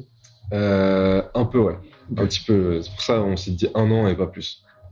Genre, on a appris que les grosses marques de luxe et tout, des fois, c'était 1 an et demi, voire 2 ans d'avance. Et je pense que si tu fais ça, faut rester connecté au milieu d'une autre manière, quoi. Et je pense que c'est pour ça qu'ils font des systèmes de B2C direct et tout. Mais ouais, 1 an, ça faisait bizarre. 1 an, ça faisait bizarre. Après, une fois que les 1 an sont calés et que du coup on travaille sur tout ce qui suit, en fait, vu qu'il y avait 6 choses en même temps, 6 collections, quand on travaillait genre sur le truc qui avait 1 an d'avance, on se retrouvait à communiquer sur celui qui sortait à l'instant. Du coup, on avait toujours l'effervescence d'être dans le truc terrain, quoi. Attends, ça veut dire 6 collections, ça veut dire une tous les 2 mois. Il y en avait une tous les 3 mois, et après il y avait des petits drops. Il y avait 4 grosses et 2 petites. Et la transition, elle se fait à cause des distributeurs, le truc de rythme, en mode tu passes d'avoir. Exactement. Ouais. Mais est-ce que il y a pas aussi la partie, enfin tu vois, tu rentres dans la partie industrielle. Ouais. J'ai l'impression que c'est aussi la partie, un moment où tu t'es obligé de créer, du coup, t'as plus le choix que de créer. Contrairement à, je sais pas, là, demain, t'as une marque et t'es indépendant et tu vends directement aux gens sur ton site. Tu crées un vêtement, si tu le trouves bien, tu le sors. Ouais. Mais il n'y a pas de, vas-y, tu dois le sortir dans 6 mois ou dans le truc, mais créativement, alors ça veut dire que t'es obligé de créer, t'as plus le choix. T'as plus le choix, ouais. À vivre, c'est bizarre, non? Nous, on l'a plutôt bien appris, mais c'est vrai que fallait produire, quoi. Fallait produire. Ruben, il prend bien tout, frère. Je l'ai dit, Et c'est un truc que j'aime bien chez lui, parce que lui, il arrive à chaque fois. Je sais pas si c'est le cas quand il y a la situation en même temps. Mais là, avec un peu de recul, t'arrives à chaque fois à te dire, ouais, vas-y, il y a de l'expérience à prendre là-dedans, c'est trop bien. Mais la vérité, c'est que quand tu te prends la tête à designer un t-shirt et que tu le vends et que tu gagnes 50 centimes par t-shirt, tu te fais enculer et c'est pas bien, frérot. C'est dur, frérot. C'est vraiment pas bien. Et je vois la manière dont tu le prends, mais je trouve là, c'est trop un apprentissage qui est bon à passer aux gens du milieu. Pour moi, la distrib, puisqu'on te pose des questions aussi c'est de manière très simple pour qu'on arrive à comprendre le sujet comme si on connaissait pas du tout. Mais tu vois, la distrib, c'est aussi un des trucs qui fait que les marques du type Nike, Adidas, etc., elles ont trop un écart de fou avec genre les gens qui achètent leurs produits. Parce que tu vois, par exemple, la majorité des produits Nike, Adidas sont vendus par des retailers. Ouais. Tu vois, quand tu vends à un retailer, tu le sais mieux que quiconque, tu vois. Genre, le mec qui a acheté le Sweet Moncovel dans un shop à LA et qui kiffait le produit, bah, c'est pas à toi qui faisait le retour. C'est potentiellement au mec du magasin, tu vois. Et si jamais le produit était trop petit ou mal taillé ou si ça grattait à l'intérieur, il le disait toujours pas à toi. Il le disait au mec du magasin. Et ça veut dire que toi, tu peux pas ajuster. Tu peux pas te dire, ah, le prochain produit, je vais le faire comme ça. Tu peux pas parler avec le client et lui dire, ah, putain, c'est pas bon la taille, vas-y. C'est moi le boss de la marque, vas-y, tiens, je te donne un sweat, vas-y, on s'arrange. Comme ça, tu peux en sortir quand même une bonne expérience. Et on se rend pas compte que quand on fait la distrib, en plus de laisser de l'argent et de se presser créativement parce que tu dois prendre beaucoup d'avance, tu laisses aussi de la data qui est trop précieuse. De vraiment savoir ta connexion avec le milieu, tu la laisses entre les mains de quelqu'un d'autre. Et ça, pour moi, c'est aussi un des moments où il faut peut-être arrêter. Parce que pour moi, si à la fin, t'es plus ta marque, que tu deviens une marque qui est revendue par plein d'autres gens, il n'y a plus d'avantage parce que tu travailles pour le marché, là. Tu travailles plus pour Moncovel. C'est-à-dire, il n'y a pas d'avantage à continuer de faire l'aventure. C'est-à-dire, pour moi, c'est aussi un des moments où, par exemple, c'est un peu ça aussi dans les médias, là. Tu vois, il y a des médias, tu les défiles, tu vois que tout ce qu'ils publient, c'est le communiqué de presse qui a été reçu, ou c'est le truc payé qui a été envoyé, genre, vas-y, faites ça, écrivez ça comme ça, tu vois. Pour moi, c'est un des moments où il faut se dire, vas-y, je fais plus ce que je fais. Et c'est grave intéressant ce que tu dis, parce que je me rappelle l'anecdote. J'avais posé la question au distro US, et je parlais avec un gars très gentil qui était le sales chez le commercial chez les US. Et j'étais grave frustré parce que je disais alors les retours et tout. Il me dit bien quoi. Bien. Good. Et il me fait comprendre que c'était bien, mais que lui il est pas passionné de vêtements, il capte rien aux enjeux des vêtements, à la mode et tout, et du coup il nous faisait confiance. Mais du coup les retours ils sont hyper pauvres quoi. Il y a pas de retour. En fait, il y a pas de retour. Et eux ils font leur taf, ils vendent des produits dans leur catalogue, il y a X produits. Et X genre beaucoup. C'est ça aussi. Parce que X c'est pas 12 produits. X c'est le commercial. Il doit avoir défilé genre 10, 20, 30 000 produits peut-être, tu vois, sans abuser. Et c'est la même chose pour Nike. En mode là, les commerciaux de chez JD et tout ça, il y a sûrement 300 modèles de Nike à regarder et à dire ah ça j'aime bien, vas-y on va acheter sur JD, on va le mettre en rayon. Mais il y a 300 paires de Nike sur une saison, mais il y a aussi 300 paires de New Balance, 300 paires de ASICS, 300 paires d'Adidas. Et donc du coup à un moment où t'es flodé de produits complets, comment t'arrives à vraiment faire des retours à la marque? Et alors là on parle du distributeur, mais comment le vendeur qui est dans le magasin LA comme Addition, il fait un retour à son boss, qui fait un retour au distributeur, au commercial, qui ensuite te fait un retour. Il y a tellement d'intermédiaires que ça détruit déjà l'information. Mais tu as parlé du prix tout à l'heure. Il y a aussi une autre partie, c'est que cette file d'intermédiaires-là, elle fait aussi que les prix, ils explosent, entre guillemets. Je dis pas que toi, à la vente sur ton site Moncovel, ça a explosé. Mais la vérité, c'est que tu ne peux pas avoir une cohérence de prix si tu gardes les mêmes prix quand tu es en distribution aussi. C'est aussi pour ça que les Nike et tout ça, ils sont, entre guillemets, obligés de vendre leur paire à 200 balles. C'est parce qu'en fait, tu découpes ta marge. Et à la fin, si tu veux gagner de l'argent et être une entreprise milliardaire et payer tes investisseurs comme ils font Nike, en fait, si tu vends pas ta paire de TN à 200 €, tu vas pas gagner d'argent. C'est clair. Mais en tout cas, et un autre truc à prendre en compte, c'est quand même, j'ai remarqué que quand des marques ont des réseaux de distrib solides, par contre, c'est hyper bénéfique. Genre, je parlais avec le gars de Jaker, là. Lui, il a des bons réseaux de distrib. Et c'est une façon aussi de ce que je vois quand les gars sont alignés avec ça, de pérenniser une marque sur le long terme. Ou même, genre, les Our Legacy et tout. J'ai l'impression que c'est des réseaux, tu vois, quand c'est de la marque qui va avoir le shop en direct. Et, dans ce sens-ci, j'ai l'impression que ça permet d'avoir un fond de roulement, constant parce qu'il y a des acomptes. Et, de casser ce truc des fois de manque de trésor qu'on a dans les petites marques, quoi. Je laisserai pas tu vois, par exemple, comme je laisse pas quelqu'un prendre le compte Camino pour publier, à part des gens de Camino, je laisserai pas quelqu'un vendre mon produit si c'était pas moi. Et si tu lui fais confiance? Genre, si c'est un shop, je sais pas, le shop à Bordeaux qui fait. Ouais, mais je peux pas lui faire confiance. Je peux pas lui faire confiance si son taf c'est sales. Si c'est un mec qui a une sensibilité par rapport aux vêtements, on peut se parler, parce que je sais, toi, comment tu dessines tes vêtements, comment tu construis tes histoires. Genre, par exemple, toi, t'es capable de faire, tu l'as fait pendant presque 9 ans, t'es capable de faire une aventure liée aux vêtements avec zéro rentabilité pour l'amour de l'art, pour l'amour des vêtements, pour l'amour de la communauté, tout ça. Le sales, il est sales. Son taf, c'est vendre. C'est pas de créer, c'est pas de transmettre des histoires, donc je peux pas lui faire confiance. Et oui, là, évidemment, par exemple, on travaille sur des produits, là, il y a une paire de chaussures qu'on va sortir probablement peut-être en fin d'année ou en début d'année prochaine. Et il y a un shop à Bordeaux qu'on aime beaucoup. On aimerait trop que la paire elle soit vendue là-bas, puisqu'on sait que lui, on va pouvoir, parce qu'il n'y a qu'un intermédiaire aussi. Ouais. Genre, nous, on va pouvoir parler avec lui, lui, il va pouvoir le vendre dans son magasin.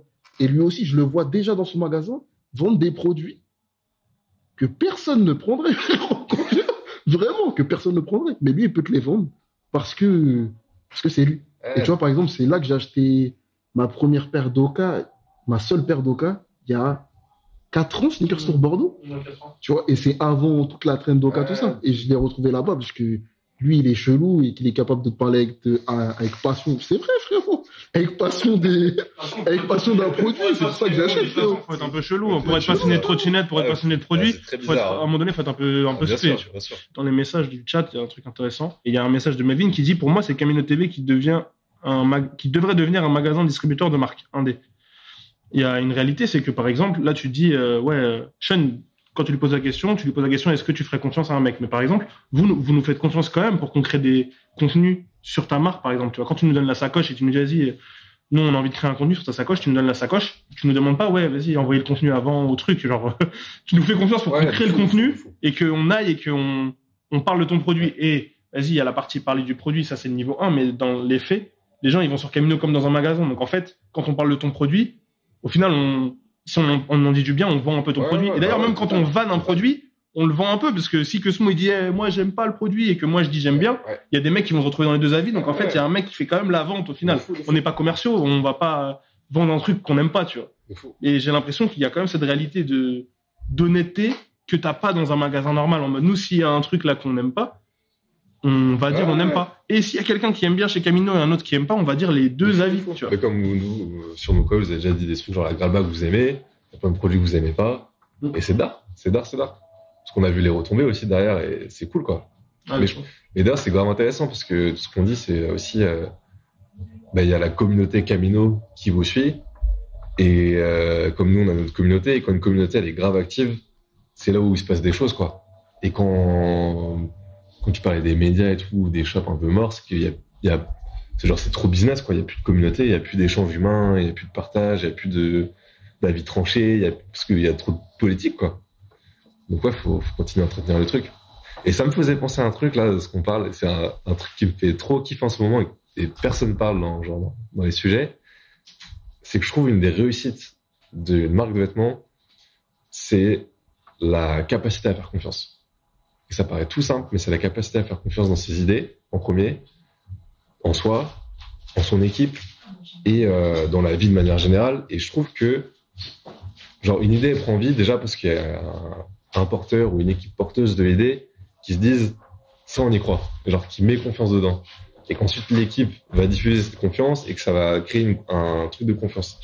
Et genre, j'en parlais à Coco, je lui dis, putain, c'est fou parce que aussi quand on a fait le docu, ça m'a permis de comprendre, genre, tous les moments de blocage que j'avais.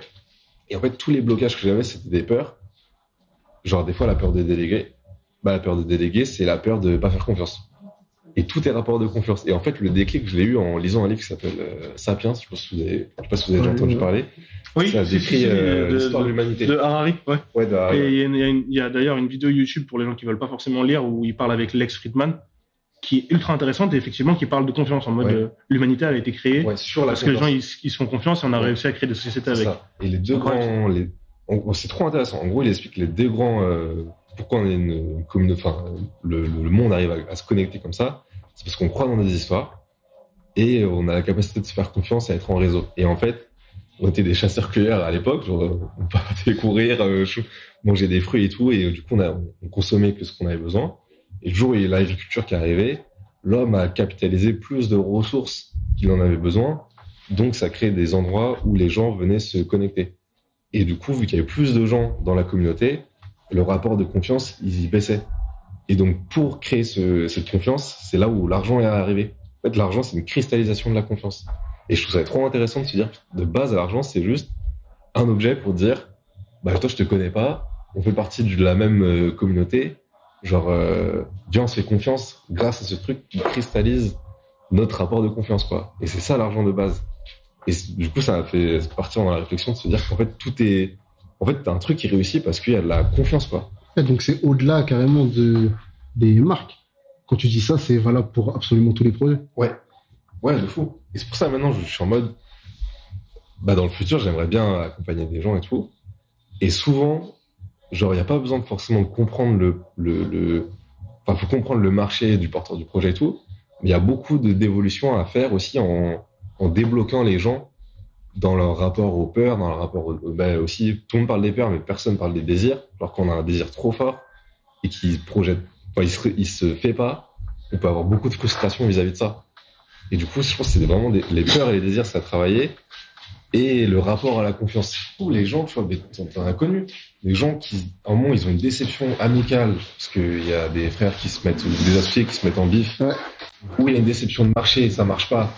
En fait, ils perdent confiance et c'est là où ça s'arrête. Et toi, tu le vois, je pense que vous voyez, tu continues parce que tu cultives cette croyance et cette confiance. Et c'est juste la clé qu'un truc, pas forcément réussi, mais que ça continue, quoi. Et un jour, à force de faire confiance, ça pète, quoi. Et c'est pour ça, je pense, souvent on le dit et tout dans l'éducation, mais c'est vrai que je pense que le plus beau cadeau qu'on peut avoir, genre en tant qu'enfant et tout, c'est de recevoir de la confiance. Et c'est de l'amour, enfin c'est de la conséquence de l'amour, quoi. Mais bref, je suis parti loin dans le truc. C'est la base de tout, quoi. C'est le concept mère qui impacte la suite fille, tu vois. Il y a toutes les conséquences filles. Et souvent, quand on pose un problème, il faut revenir au problème mère. Genre, c'est quoi la base? Et comme on en parlait tout à l'heure, je trouve sur le fait d'arrêter une marque, j'ai beaucoup réfléchi là-dessus et je trouve le truc mère, c'est l'alignement. Et qu'ensuite, tous les problèmes qu'on peut se créer, genre, c'est l'argent qui est un problème, c'est peut-être l'arrêt de la trotte et tout, à chaque fois, je reviens toujours à l'alignement, quoi. Et je pense que c'est important d'identifier ce qu'est le concept mère. Enfin, bref, la confiance, c'est hyper important. Mais gros, et ça veut dire que pour toi, tu dirais à un mec, il faut arrêter son projet quand? Quoi par rapport à la confiance? Je pense qu'il faut arrêter le projet quand il y a un désalignement, mais par contre, il faut cultiver à mort la confiance. Et tu peux arrêter que si tu as confiance en tes refs, parce que là, par exemple, vous avez confiance en vous, et quand vous vous dites, ouais, il faut arrêter, les refs, ils te font confiance par rapport à ça, par rapport à ce que tu dis sur ça? Alors, je pense que c'est partie du process pour le coup. C'est vrai que, par exemple, la décision d'arrêter, j'en ai parlé à Coco, et ça a marché parce que il a dit, ok, on le fait. Et je pense que si deux bases ont été en bif, et que la confiance s'était perdue parce que un de nous deux ne serait pas fait confiance à l'autre, on n'aurait jamais pu vivre cette aventure de fin avec le docu et tout, mais parce qu'on se faisait confiance, quoi. Et je lui dis à Coco, et il le sait d'être sur Garce Live, et je lui dis, je sais pas ce qu'on va faire dans le futur, mais je lui ai dit, c'est sûr, c'est la personne qui fait le plus confiance sur Terre avec ma copine. Et genre, si je refais un projet, je veux m'associer à quelqu'un sur qui j'ai vraiment confiance parce que je me rends compte aujourd'hui qu'en fait, des bons associés, c'est pas des gens qui ont des compétences techniques complémentaires. C'est tant mieux s'il y a. Mais le plus important, c'est juste 2 personnes, 3, peu importe le nombre de personnes dans le projet, qui ont confiance en elles. Genre, qui savent que dans les moments durs, elles seront confiance et c'est ça qui cultivera, quoi. Quand il y a plus de confiance, il y a plus rien, quoi. Et il y a un truc trop intéressant là, parce que quand tu parles de l'argent et que l'argent c'est potentiellement une cristallisation, une matérialisation de la confiance, on vit quand même dans un monde où ce qu'on veut c'est faire une accélération du capital en mode il faut faire un business et il faut genre un peu le doper à l'argent pour que le projet grossisse de ouf et qu'il aille hyper loin. Pourtant, on grossit l'argent, mais on grossit pas la confiance dans le projet. C'est en mode, genre quand la boîte a grossi, je fais pas plus confiance à la boîte. Ouais. Tu vois, genre on dirait on grossit la partie support, argent, mais on grossit pas la partie confiance au service. Et je pense, c'est trop spécial. Des fois, il y a des équipes qui sont pas beaucoup d'argent et tout, elles font beaucoup de choses parce qu'elles ont un rapport de confiance hyper fort entre elles. Et même, je reprends l'exemple de Coco parce que là, il m'a fait marrer. Il était à une poignée de main de Rick Rubins parce qu'il est parti vivre à Tahiti et il rencontre une meuf qui est sa voisine. Et je me dis, mais il fait trop rire, lui, parce qu'il se retrouve dans des milieux où il en a rien à foutre. Et il arrive à ce niveau-là, entre guillemets, et je me dis, ça c'est marrant, parce que quelqu'un qui serait omnibulé par l'argent et qui aurait beaucoup de peur, peut-être qu'il dépenserait beaucoup d'argent, donc l'argent qui est cristallisation de la confiance, il dépenserait beaucoup de ce truc de confiance Là où quelqu'un comme Coco, juste qui fait confiance en l'humain, il se retrouve là, comme de Paverguez, et il est là, tu vois. Et c'est juste, ouais, quand il y a de la confiance, en fait, on a envie que les gens soient avec nous et tout, et c'est peut-être un conseil pour ceux qui veulent lancer une marque, c'est, faut faire un truc avec quelqu'un avec qui on a confiance, parce que sinon ça marchera pas, et genre, nous, on se l'est dit, on est super heureux de notre aventure parce que jusqu'à la fin, on est ensemble. Et il n'y a pas d'histoire de part, ou, enfin, il n'y a pas d'histoire de bif sur des parts ou autre. On se fait confiance. Comment t'arrives à savoir que tu te fais confiance? Parce que tout à l'heure, t'as dit, ouais, il faut commencer par se faire confiance. Ouais. Et après, ça va vers l'extérieur. Ouais. Tu sais, ça va à l'équipe, et après, l'équipe, elle arrive à faire confiance au reste, et après, le monde te fait confiance, tout ça. Mais comment t'arrives à savoir que tu te fais confiance? Bah, déjà, je pense qu'il y a plusieurs trucs. Il y a l'éducation et l'amour qu'on a reçu. Et je sais que moi, je dis souvent à ma mère, je dis putain, c'est trop beau parce que c'est le plus gros capital qu'on peut avoir dans la vie, c'est la confiance en soi. Je pense que si on est honnête, il y a aussi une part d'ego de vas-y, je crois dans mes idées et je vais prouver que. Moi, je sais que j'ai un fort ego là-dessus. Et j'essaye de le dompter. De le dompter, ouais. C'est marrant parce que les gens, qui te connaissent pas, je pense qu'ils peuvent te voir comme une personne qui est juste, c'est à l'aise et calme et truc. Mais là, ce que tu dis, c'est quand même que tu crois très fort en ce que tu penses et ça se transpire pas à l'extérieur en mode, t'es pas dans une salle et tu vas marcher sur les autres ou les écraser, mais tu le penses quand même intérieurement, ce truc que t'es fort et que tu sais faire des choses, etc. De fou. Et c'est trop intéressant parce que je pense que souvent il y a des notions comme l'ego, on se dit c'est mauvais et du coup on met ça de côté.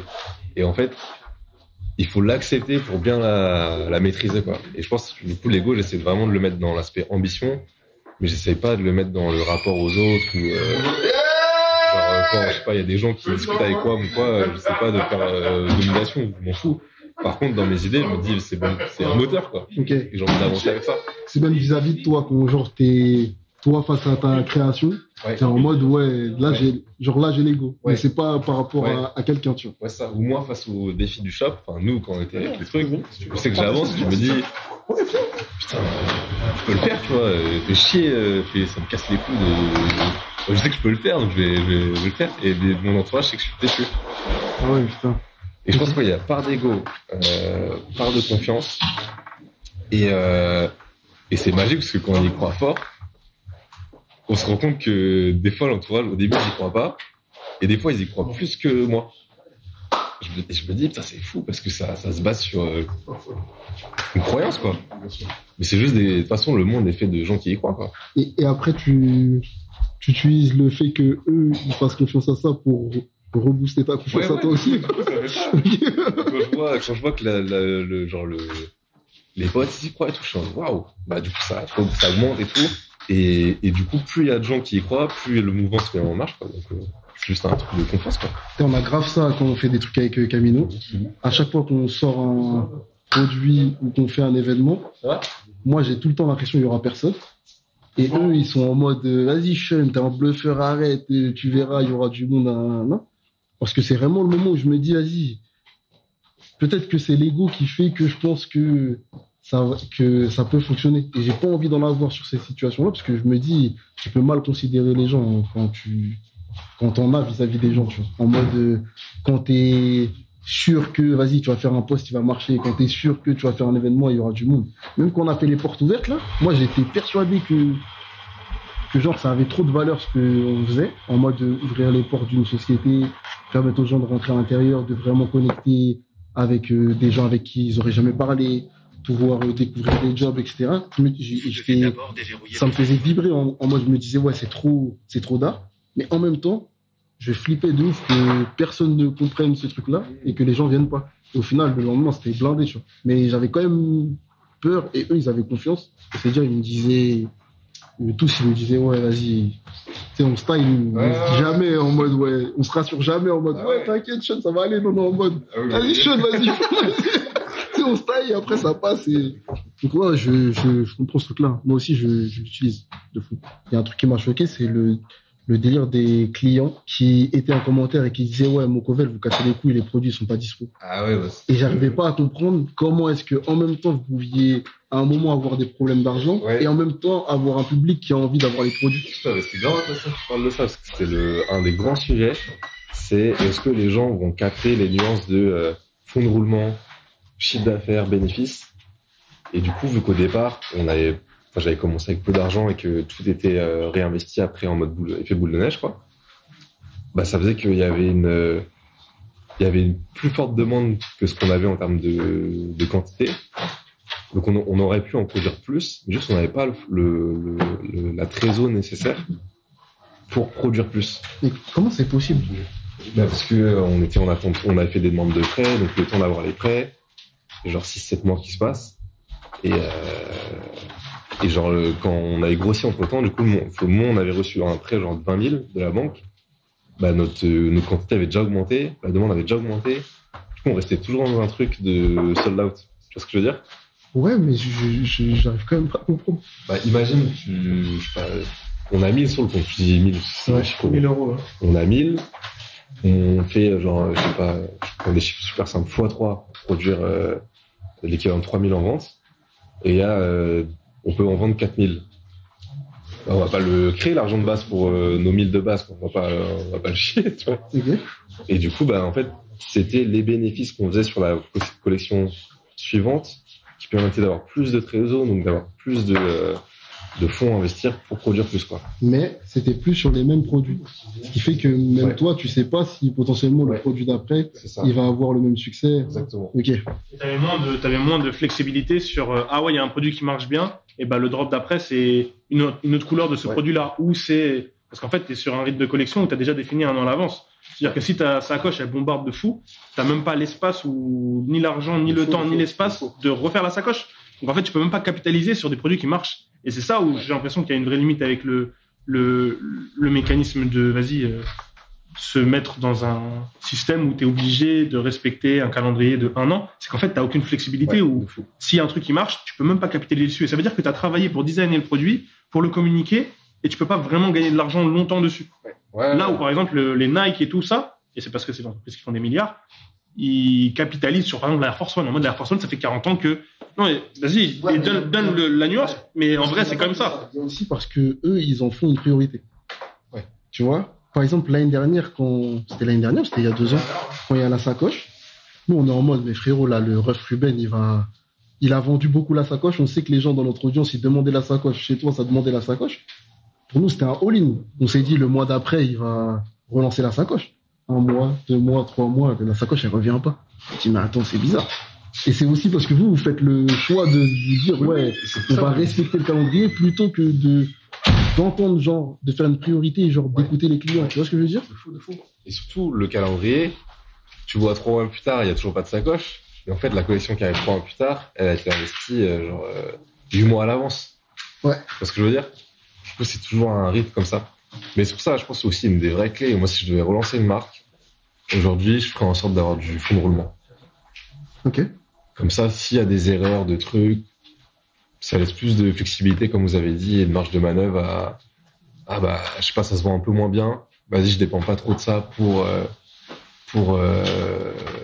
manger, quoi. Ok. Nous, trop de fois, on était en trésorerie, quoi. Enfin, en gros, c'est ne pas faire ses choix par rapport à l'argent. Ouais. C'est avoir de l'argent minimum pour ne pas galérer et te dire, ah, là, je suis en galère, il faut que je vende bien ma prochaine collection. Donc, je vais appeler le dernier TikToker à la mode pour, enfin, si on réfléchit, le pire truc, c'est que ce qui peut arriver, c'est ça, c'est, en mode là, je n'ai pas le choix que ma collection marche, sinon on va fermer, donc je fais des choix économiques purs. De fou. Aucune autre réflexion. Je me demande si la réflexion est tirée, c'est pas plutôt, tout le temps mettre le client au centre de mes décisions. Parce que quand tu planifies 1 an à l'avance, tu fais confiance un peu à tes créations, mais tu oublies ta relation avec le client, parce que dans les 1 an, il peut y avoir le Covid, ou il peut y avoir une évolution sur les trottinettes qui fait que, je sais pas, les trottinettes, au lieu d'avoir un guidon, elles ont 2 guidons, du coup, les vêtements, on ne doit plus les faire pareil, etc. Alors que si tu fais une priorité de ta relation avec le client, tu vas tout le temps te dire, ah ouais, là, il y a une opportunité, vas-y, il faut faire un restock, là, il y a un truc, faut créer un événement, tu vois. Ce qui fait, j'aurais plutôt aussi replacé dans ce sens-là, tu vois. Parce que le sold out, il y a un truc qui est trop... On n'est pas tout le temps d'accord, Sean. Toi et moi, on n'est pas tout le temps d'accord. Merde. Je pensais qu'on était toujours d'accord. Tu arrêtes de me contredire. Ce qui est une dinguerie, c'est que tu vois, le sold out, c'est trop une culture qui va avec notre mouvement, là, en mode, Suprême, ils ont sorti des suites, il y en avait 100, on peut plus les acheter, on se bat dehors, tout ça. Mais en réalité, le sold out, c'est quand même l'échec de ta relation avec ton conso. Parce que si t'es bon, tu produis exactement, genre, un chiffre qui est égal à la demande, ce qui fait que tout le monde est content. Et ton client, il a un meilleur avis sur toi. Et tu vois, par exemple, les marques comme Supreme, Nike, elles paient les conséquences de cette culture du sold out aujourd'hui. Parce qu'en mode, les gens, ils sont en mode, on s'est fait niquer par Nike pendant des années, on a essayé d'acheter les produits, ils voulaient pas nous les vendre, ils voulaient les vendre à des gens qui sont un peu dans l'élite, qui ont accès à des magasins un peu en avance, etc., etc. Et pour moi, vraiment, le sold out, c'est un truc, faut l'effacer de la tête de tout le monde. Tu réussis quand tu arrives à faire en sorte que tous tes clients qui veulent le produit aient le produit. Vraiment. Ce qui est fou, c'est que ces réflexions-là, il y a des gens dans la musique qui ont des artistes et ils veulent que les produits de merch, par exemple, qu'ils font par rapport à un artiste, ils soient limités. Alors que ce qu'ils font avec la musique, le but, c'est de faire l'inverse, en mode, leur musique, elle est disponible partout sur Spotify, à n'importe quel moment, et tu peux, genre, découvrir, consommer, vivre avec l'artiste tout le temps. Et quand tu vas arriver au produit, tu veux faire en sorte que tout le monde ne l'ait pas, alors que c'est l'inverse. Le but de faire un artiste, c'est de faire en sorte que tu puisses l'écouter partout, tout le temps, en permanence. Et quand tu arrives au produit, tu te dis, non, en vrai, c'est d'art, je suis limité. Comme si tu pouvais faire un Bercy, tu te dirais, non, je fais une boule noire. C'est la même réflexion pour moi. C'est en mode, je peux remplir une salle de 50 000 personnes, mais non, je vais faire la boule noire. Et en vrai, tu peux si tu as envie, tu vois. Parce que tu te dis, en vrai, ça va faire une meilleure expérience pour les clients, etc. C'est ça la réflexion, ok. Mais si la réflexion, c'est, comme ça, je vais frustrer des gens et ça va créer de la hype, c'est complètement débile. Et c'est complètement déconnecté de ce qui est bien et pour ton artiste, et pour ta marque, c'est la même chose, et pour la personne qui a envie de découvrir ta marque ou de vivre avec, tu vois. Ça n'a aucun sens. Il y a Jules Vacar dans le chat. À chaque fois que je vois Jules Vacar, je pense à deux choses. Je pense à Cosmo. Et son polaire légendaire Vulvacar, là. Et je pense à un autre truc, c'est que lui, il a totalement switché aussi en termes de création. En mode, je pense que lui aussi, il s'est fait confiance et il s'est dit, je vais arrêter de faire des collections ou des vêtements et je vais être en mode, je crois là, il fait limite du tailoring un peu. Il fait un peu comme un violence sur le changement, et j'ai trouvé ça trop bien aussi que les gens, ils acceptent de faire changer complètement leur marque en mode, ça me colle plus et ça me représente plus ce que je fais au niveau de ma marque. Je vais prendre le risque de changer complètement de cible, de faire de la créa. Tout à l'heure, t'as parlé d'accompagner les gens. C'est l'aventure que t'as envie de faire après Mocovel, parce qu'on a parlé beaucoup de la fin de Mocovel, tout ça. Genre, t'as déjà en tête ce que t'as envie de faire après la fin de la marque? Ouais, j'aimerais bien faire deux choses. En gros, continuer à faire de la créa, à titre perso. Ok. Et accompagner des gens. Ça veut dire quoi la partie créa, du coup? Continuer de faire kiffer sur des médiums, genre de la peinture, des projets SAP et tout qui vont arriver, mais pour le kiff, pas d'enjeu d'objectif ou quoi, juste vraiment le kiff. Ça, je sens, en fait, j'ai remarqué aussi un truc, c'est que des idées, il y en a tous les jours. Et des bonnes idées où on sent qu'il y a le truc et tout. Moi, j'ai identifié que j'en ai genre 10 à l'année. Genre vraiment, sur les milliers d'idées, tu sais, d'idées où tu la sens et tu te dis putain, au fond de moi, je la sens et tout. Et genre, l'année dernière, c'était la Chine. Et le projet a explosé, on a été mis bien grâce à ça. Et je disais à Coco, c'est trop bizarre, mais fais-moi confiance. Genre là, je sens qu'il y a le truc qui se passe, quoi. Je regardais les porcelaines, je me dis, il y a vraiment un truc à faire. Et on n'avait plus d'argent, j'avais mis mon argent perso pour financer le trip avec mon pote et tout. Au final, les vestes se vendent, on fait 124 chiffres d'affaires et le bénéfice était intéressant. Et du coup, c'est ce qui nous a permis de faire le docu et après, on a mis tout all in, quoi.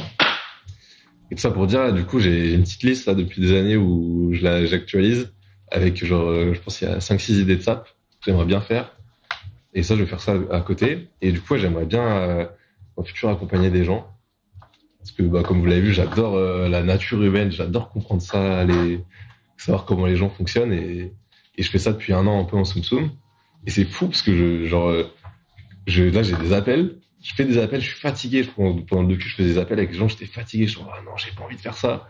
Je finis l'appel, j'étais en mode énergie de fou. Genre, le truc me donne de l'énergie, quoi. Donc, j'ai envie d'accompagner quelques profils et. Tu les as déjà choisis ou genre là, on peut te reach pour te dire, j'ai envie que tu m'accompagnes? J'ai pas encore choisi, non. Ok. Je vais mettre ça en place. Donc je vais voir comment ça se fait naturellement, voir voilà, et puis je vais continuer ma chaîne YouTube, partager des expériences, partager plein de trucs et faire des vidéos et j'aimerais bien aussi là j'ai revu du temps pour relire, j'aimerais bien faire des vidéos autour de ça. Je sais pas comment, mais essayer de diffuser aussi des réflexions intéressantes, quoi. Et quand tu dis profil, c'est quoi? C'est des marques, c'est des artistes, c'est des musiciens, Bah, je pense soit des artistes, soit des entrepreneurs. C'est sûr. C'est l'un ou l'autre. Okay. Soit des profils vraiment business qui veulent aller plus loin dans leur projet, soit des profils plus artistiques. Et ouais, hein, vous allez voir, ça va arriver. Un dernier conseil sur quand est-ce qu'il faut arrêter, que tu as en tête, ou que vous avez en tête en vrai? Des erreurs, là. Est-ce qu'il y a des erreurs vraiment, tu t'es dit, si je refais ma marque, je fais pas la même, quoi. Genre laisser traîner la caisse devant Coco, là, t'aurais t'aurais refait? Si, bon, bah, y a un truc que j'ai mis du temps à capter, c'est que il y a un truc que j'aurais refait dans le Covel, c'est que j'aurais créé ma chaîne plus tôt. Parce que j'avais envie plus tôt de partager mes expériences. Mais je sais pas pourquoi je me mettais des barrières en me disant, genre, faut que la voix de la marque soit l'unique voix de la marque. Et en fait, j'ai compris qu'avec le temps, genre, la marque a sa voix et les gens dans la marque ont leur voix aussi. Et le fondateur peut avoir sa voix, quoi. Et je l'aurais fait plus tôt parce que tout ce qu'on a vécu dans la maison et tout, c'était la maison, les bureaux, on a vécu trop de trucs, les gens savent pas. Et le docu, on a montré qu'un centième de ce qu'on a vécu. Mais ouais, je pense que j'aurais fait ça plus tôt. Ok. Parce que je sens que j'ai envie de partager, je sens que j'ai envie de partager un enthousiasme, quoi. Et c'est pour ça que là, je me suis dit, vas-y, je vais le faire à fond. Après, je vais pas me mettre de limites, quoi. Et les prêts, t'aurais refait? Les prêts, ouais. Ouais, en fait, je l'ai vu comme une expérience. Du coup, ouais, je sais. Mais ça, tu vois ça avec t'as le droit d'avoir l'expérience et que ça soit pas forcément optimal et que tu as envie de la refaire. Hein. Est-ce que là, par exemple, demain, t'as une marque de vêtements, est-ce que tu vas emprunter pour produire, par exemple? Bah, franchement, si, comme je disais tout à l'heure, je pense que le premier objectif serait d'avoir un peu de fonds pour avoir plus de marge de manœuvre, et du coup, pouvoir absorber les erreurs. Et si le seul moyen, c'est de faire un prêt, je pense que je le ferai. Ok. Ouais. Après, c'est mon point de vue, voilà. C'est avec des risques, hein. Mais s'il y a la bonne stratégie, avec la bonne utilisation de l'argent, après, c'est ce qu'on y croit ou pas, mais ça peut marcher, hein. Ça peut marcher? Ok. Ça peut marcher de fou. Moi, j'ai peur à chaque fois que j'ai de l'argent pour lequel j'ai pas taffé. Ok. Parce que j'arrive pas à ressentir, genre, l'importance de cet argent. Tu vois, par exemple, quand on taffe sur un projet et que je peux pas donner des... durement. Comment? C'est pas toi qui l'as gagné durement. Pas forcément durement, mais juste savoir l'intensité de travail qu'il faut mettre en face, tu vois. Bah, j'arrive pas à donner de la valeur à cet argent. Tu sais, il y a une façon très occidentale là de faire du business. C'est en mode j'ai une idée. Après tu fais hey, donnez-moi de l'argent s'il vous plaît. Et après il y a des gens qui te font des prêts. Et après tu testes. Et des fois ça marche, des fois ça marche pas. Et ça fait comme We The New et vas-y on en parle en résumé, tu vois. Et j'ai l'impression que le mode un peu inverse, qui est genre je commence, j'investis peut-être mes fonds. Et genre, j'ai 10 euros, et ce qui fait à chaque fois que je dépense 1 euro, je sais que c'est chaud là, les 10 euros. Donc, il faut que je les investisse bien. Et après, je donne de la valeur à chaque fois sur ce que je reçois. J'ai l'impression que ça permet d'être, de mieux sentir tout ce qui se passe, tu vois. Et ouais, et pour rejoindre, parce que les gens vont peut-être pas comprendre le truc occidental, mais par exemple, les Chinois, et c'est la vérité, ils se prêtent l'argent entre eux et ils ouvrent leur business comme ça. En mode, genre, ils ne vont pas à la banque. Ils font, après, tu vois, il y a des Chinois qui vont à la banque. mais par contre, il y a vraiment un truc culturel de se dire, bah, vas-y, là, mon cousin, demain, il veut ouvrir un biz où, frère, je vais lui prêter de l'argent, il va ouvrir son business. Et comme ça, il y aura pas personne à l'extérieur où la banque, qui va lui dire, non, tu peux pas faire ça comme ça, non, truc. Tu fais comme t'as envie avec, après, il y a toujours des enjeux, bien sûr, mais il y a vraiment ce truc-là de ne pas dépenser l'argent que t'as pas, quoi. Ne pas prendre de l'argent de l'extérieur et de ne pas compter. Parce qu'il y a aussi ce truc-là. T'as dit We The New en mode van. Mais de manière générale, les startups, elles prennent des millions de levées de fonds avec quasiment aucune valeur, et ça fait aussi que les gens ils se permettent de dépenser plus, de ne pas regarder comment tu dépenses l'argent, de mettre des salaires 2 fois des gens, et c'est bien d'avoir un bon salaire, mais la vérité c'est que ton salaire il doit être corrélé à la valeur que tu apportes dans une entreprise, sinon ça n'a aucun intérêt, et ce n'est pas viable long terme de toute façon. Et j'ai vraiment pas dit Whitney en mode van, parce que pour moi il y a la valeur que tu apportes au milieu. Tu vois, le service il apporte rien, genre le truc de genre il y a des paires limitées, je te les mets dans un autre cadre et tu vas potentiellement pouvoir les avoir. Là, on a rajouté un intermédiaire dans une chaîne où déjà, il n'y a pas beaucoup de produits. Whitney ne peut pas intervenir sur ce truc-là, genre créer des nouvelles dunks limitées, ils peuvent pas le faire. Ils peuvent juste déplacer la dunk limitée dans la main d'un mec qui est dans la rue, à le mettre dans un endroit, un cadran tout blanc, où genre, il y a une caisse digitale, tout ça. Ça, ils peuvent le faire. Mais ils n'ont pas amélioré le truc du client. Ça n'a rien changé. Et comme il n'y a pas de valeur, on injecte de l'argent dans ce truc-là qui n'a pas de valeur. Et derrière, bah, à la fin, on se rend compte que ça ne fonctionne pas. Mais pour moi, si l'euro de base a de la valeur, bah, genre, tu vas faire attention à ce que, genre, où tu le places. Est-ce que tu vas l'investir là-bas? Si tu sais vraiment que le service ne sert à rien, tu vas pas l'investir là-bas, tu vois. Et c'est comme nous. Genre, quand tu as 10 euros et que tu dois dépenser chaque euro, bah, ça va compter, genre, l'endroit où tu vas le placer. Genre, si on doit, là, par exemple, il y a plein de vêtements. Par exemple, beaucoup de gens croient qu'on reçoit tous les vêtements, mais tu vois, par exemple, là, les vêtements qu'on reçoit, les vêtements qui sont postés là, genre 70%, 80%, on a tout acheté, tu vois. Et ça veut dire que chaque fois qu'on achète un vêtement, on doit faire attention à l'argent qu'on investit dessus pour pouvoir potentiellement le présenter aux gens et que donner nos retours pour que les gens ils puissent l'acheter dans la marketplace Camino, on va dire en story, ou alors les garder de côté pour que quand il y a rassemblement équipe de France et que les joueurs ils ont besoin de vêtements, bah qu'on ait des vêtements, ou alors il y a un clip d'un rappeur, il a besoin de vêtements, on peut l'habiller, ou alors il y a, je sais pas, genre une autre personne. Comment? Live Dress to Impress, là. Ouais, le Live Dress to Impress, on a pu le faire avec Hamza et Christina parce qu'il y avait tous ces vêtements-là à dispo. Et s'il n'y a pas tous les vêtements, on ne peut pas saisir l'opportunité. D'ailleurs, j'ai vu ça, c'était fou ça. C'était incroyable.